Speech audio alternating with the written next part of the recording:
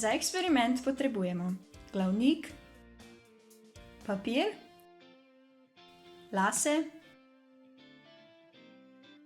in vodo. Najprej z glavnikom podrgnemo po laseh od 10 do 20krat.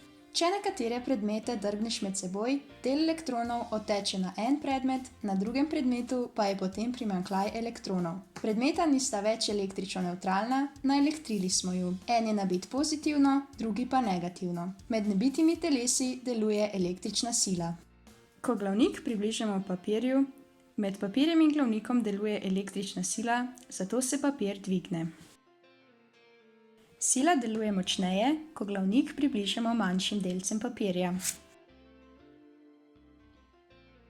Električna sila je lahko tako močna, da ukrivi curek vode iz pipe. Ta poskus na enostaven način prikaže delovanje električnega polja, ki se ustvari med neenakomerno nabitimi delci. Zdaj smo se naučili, kako deluje električno polje.